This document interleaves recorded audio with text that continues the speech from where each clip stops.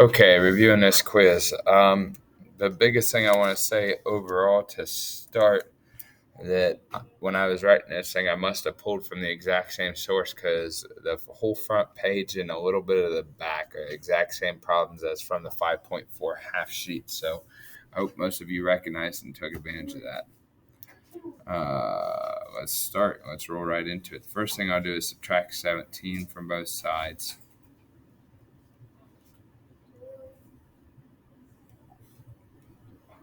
We'll be left at this. Then I'll divide negative 25 or negative 5 off both sides. We'll be left at this. Then I'll square both sides. We'll be left at this. Then I'll divide by 16 and get 25 sixteenths. I also accepted the decimal answer, so if you divided that out to 1.5625, I was good with that as well. Over here, right away, we want to cube both sides. So that would then make it x minus 14 equals negative 8. If we add 14 to both sides,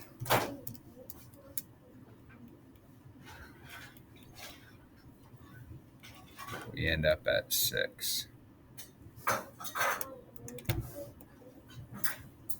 Oops, I didn't want to do that, did I? Okay.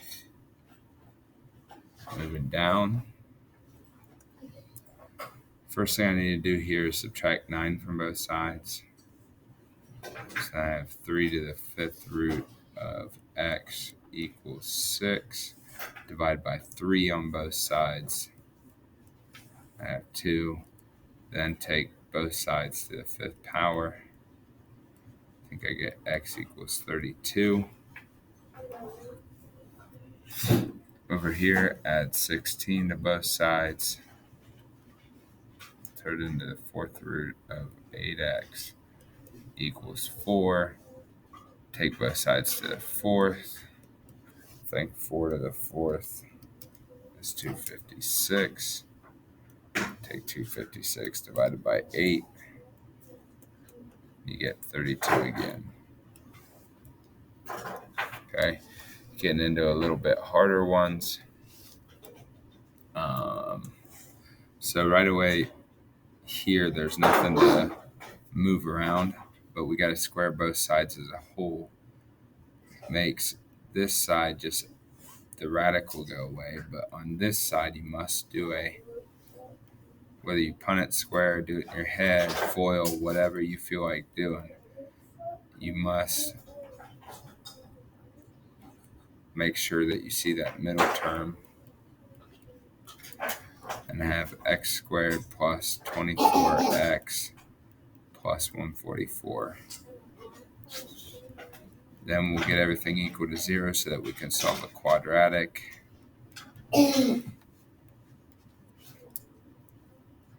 That seem right?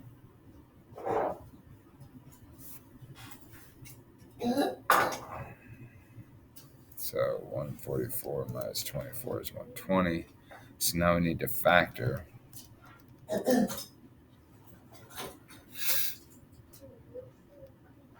Oh, you know what?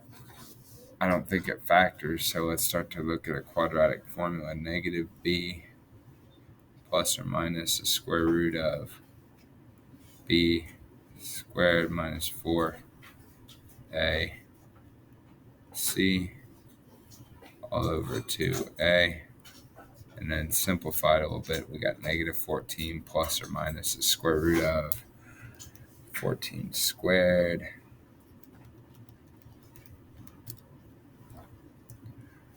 We have a negative 284 over 2.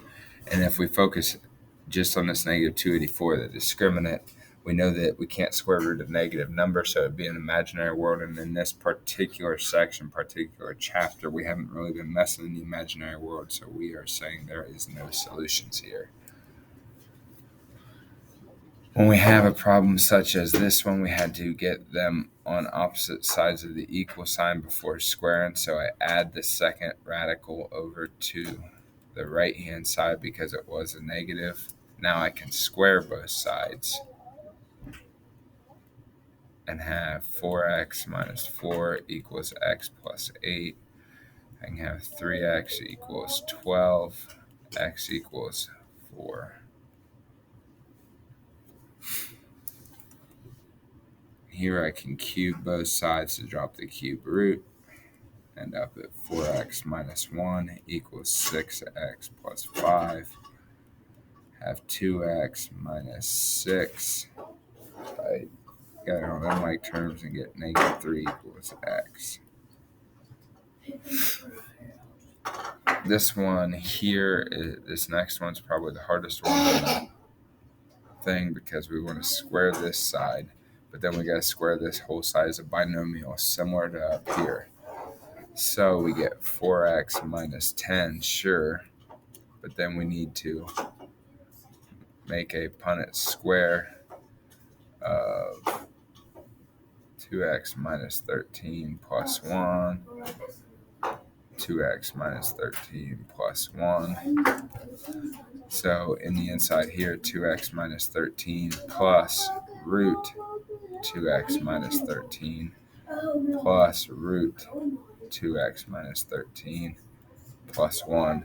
And then when we start to simplify that on pulling it back out of our Punnett square, we end up at 2x minus 12 plus 2 root x minus 13. So we're in one of these fairly involved problems. Subtract the 2x over, add the 12 over.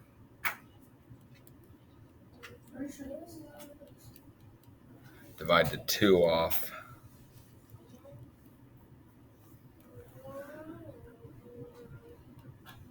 And then square both sides. Again, when you square both sides, that's a binomial. So you'd either be in a Punnett square, FOIL, whatever. You need to know that it comes out to this.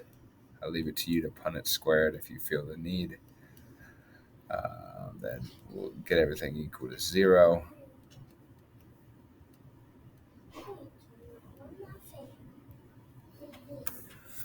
Then from there, I don't believe this factors, so I'm going to go to quadratic formula.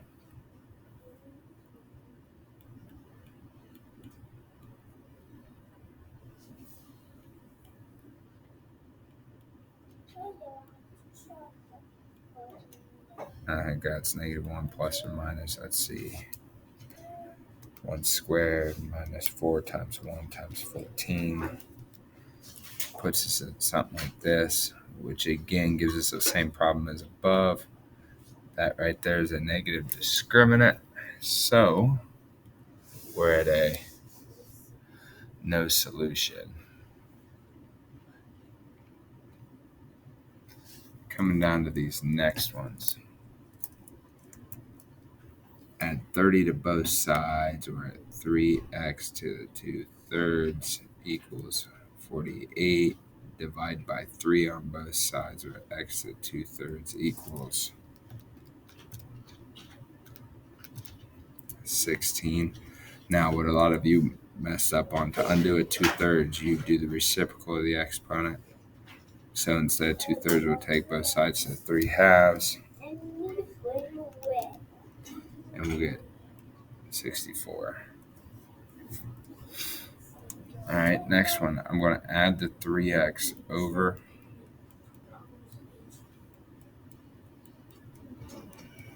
Then I'm going to square both sides to undo the 1/2. So that I'm then at 6x plus 8 equals 9x squared. I'll get it equal to 0 so I can solve the quadratic.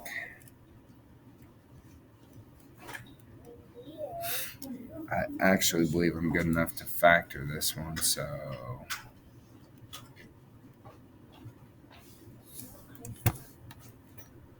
(3x) and 3x, 4 and 2. Let's see, if we make it -12x plus 6x, should get us our middle term. So because of this one, it's x equals -2/3, and this is x equals +4/3. Now I got to check for extraneous solutions, if I plug in negative 2/3, it's actually not going to work out. It is extraneous. I'll leave it to you to punch that in your calculator and prove it, but 4/3 does work, so 4/3 is our only answer. Okay, next one over, I'm going to take both sides to the fourth right away. That leave to undo the 1/4, that leaves 2x squared plus 8 equals x to the fourth. So then we're at 0 equals x to the fourth minus 2x squared minus 8. So then x squared and x squared minus 4 plus 2. Then I can actually break this one down as x minus 2. X plus 2 is the difference in squares. X squared plus 2. So then from there, the answers implied are 2, negative 2. And this is actually, what, 2i, plus or minus 2i, which we're not messing with imaginaries. So then we got to plug back in to check for extraneous. And I want to say the only answer that works is 2. I'll leave it to you to verify. Okay, solve the inequality. So first we solve the inequality normal. Then we consider the radicand. So if I subtract the 3 over, make it this. I subtract or divide the 4 off and I make it this. And I'm square root both sides, or square both sides under the square root. I have this. So that's solving the inequality normal. Now, what can we not square root? We cannot square root negative numbers, which tells us that our x must be bigger than 0.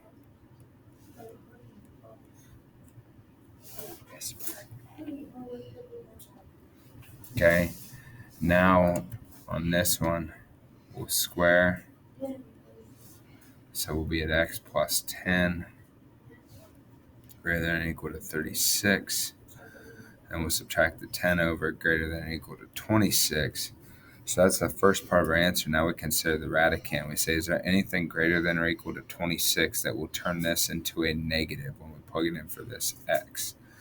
And no, there's no number that's bigger than 26 that will turn that to negative. So we're fine with just this answer.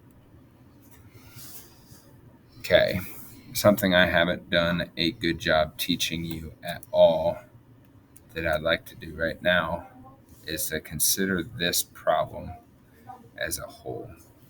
All right. What I want you to notice overall is this is a positive number, right? And this, with this negative, and we want to guarantee when we square root that that's the square root portion has to come out positive. So it'd be a negative times a positive, which will, of course, always come out negative. The reason that matters to me is a negative is always less than a positive. A negative is always less than a positive, right? And with that understood, if a negative is always less than a positive, then all we really got to do is make sure that this under here is real. All right, we got to make sure it stays real and out of the imaginary world. So how do we make sure that stays real? Well, all we really need is x greater than or equal to negative 2. If it says greater than or equal to negative 2, we're in the real world, and then our negative will always be less than a positive. All right, let's go on the back side. Again, these two problems were also on that 5.4 half sheet. I should have noticed quicker than I did. If I take this and I plug it in for this y in a substitution effort,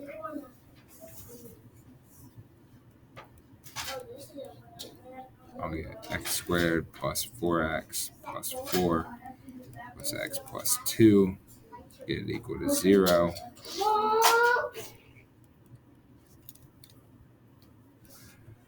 Factor.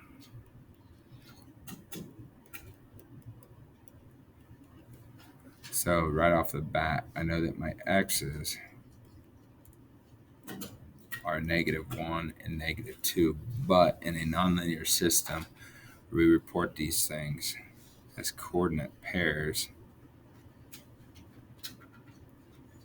So we need to plug those back in. I find it easiest to plug in -1 here and get 1, plug in -2 here and get 0. So I was looking for two coordinate pairs at -1, 1 and -2, 0.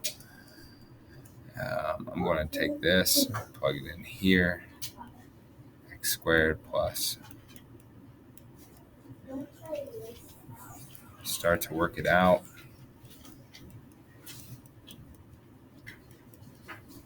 If I start combining like terms and subtracting the 9 over, I'm left with this. This is a GCF factor, divide 2x off both terms. I'm left with this. Again, we're looking for coordinate pair answers. So beware of that. If I plug 0 in here, I get -3 back. If I plug 3 in here, I get 0 back. Cruising on. Now, of course, this is saying take the g function plus the f function and leave it in terms of n. So I go n squared plus n squared is 2n squared. There is no thing to combine with 2n. And then 4 plus 3 is 7. This is saying take the h function minus the b function. So -2n minus n is -3n. 2 minus a -1 minus a -1. 2 minus a -1 is 3. This is saying take the h function times the f function.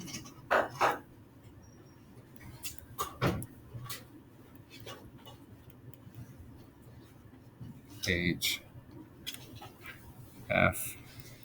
It's kind of goofy in how this works out, but we'll stick with it. -2n cubed plus 2n squared minus 6n plus 6. So we're really at -2n cubed plus 2n squared minus 6n plus 6.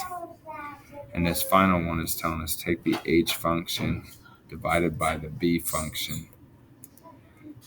And since we haven't talked removable discontinuities or anything of this sort, we're just going to leave that as is. You cannot straight undo division and simplify across addition and subtraction. You can only undo division with multiplication. They're the only inverses of each other. So we'd have to turn the top and bottom into division or into multiplication problems before we could attempt to simplify across division. So in that vein, since we're not quite to removable discontinuities yet, we're going to leave it as is. Now to come down this other hand side, all I'm really going to do is take 2 and put it into this thing for n. So in my calculator, 2 squared plus 2 times 2 plus 7, and I'll get 19. I'll take 3 times 2 plus 3 and get -3.